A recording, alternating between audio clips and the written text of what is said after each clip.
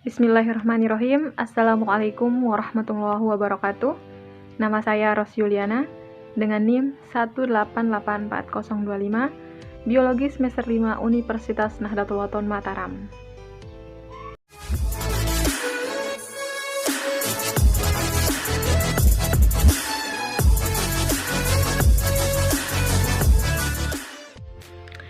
Baiklah, pada video kali ini saya akan menjelaskan tentang pertama, perbedaan antara kurikulum SMA dengan SMK yaitu pada mata pelajaran IPA.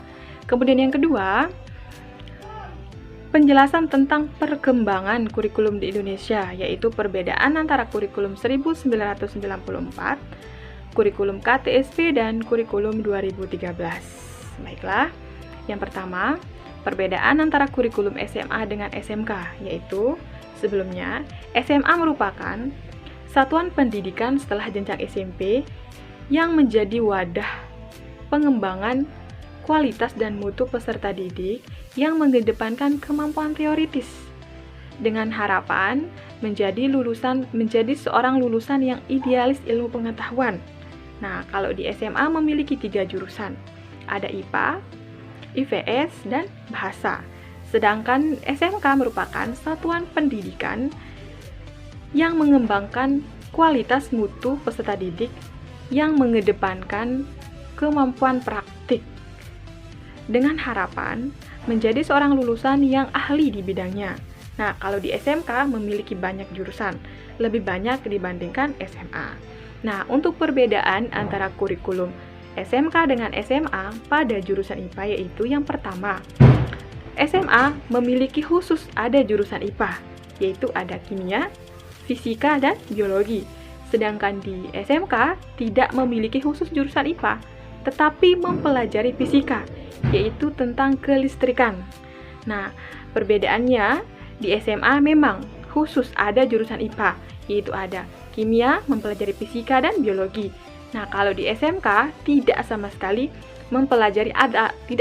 ada jurusan IPA, yaitu tidak mempelajari kimia, biologi, tetapi hanya mempelajari fisika, yaitu tentang kelistrikan. Walaupun begitu, di SMK memiliki banyak lab, berbeda lab, yaitu pada jurusan kelistrikan, walaupun tidak mempelajari kimia maupun biologi. Nah, kalau di SMA hanya memiliki satu jurusan, satu lab,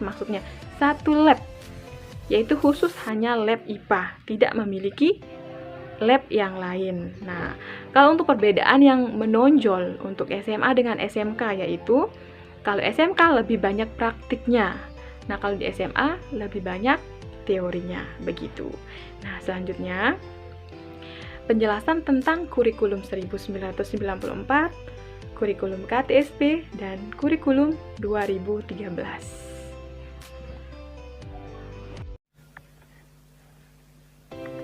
Tahukah kamu, dari tahun 1947 sampai 2013, Indonesia telah mengalami perubahan kurikulum pendidikan sebanyak 11 kali. Nah, sekarang saya akan menjelaskan tentang kurikulum pendidikan 1994. Di mana kurikulum 1994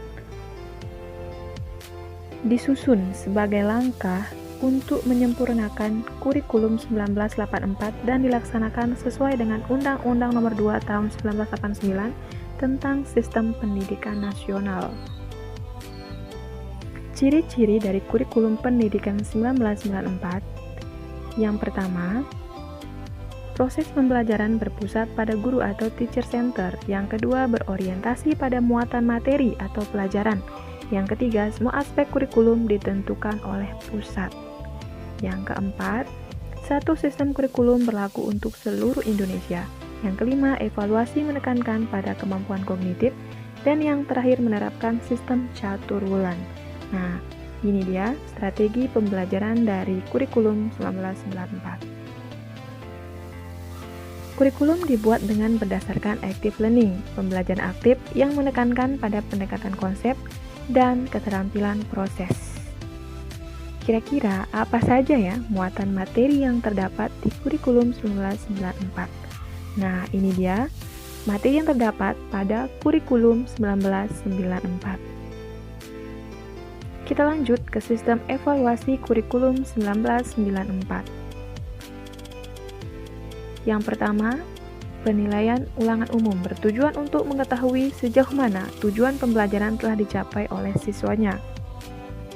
Yang kedua, penilaian ulangan harian bertujuan untuk mengetahui kemajuan belajar siswa menurut tujuan khusus pembelajaran dan untuk mengidentifikasi tujuan khusus siswanya. Selanjutnya, kelebihan dan kekurangan dari kurikulum 1994.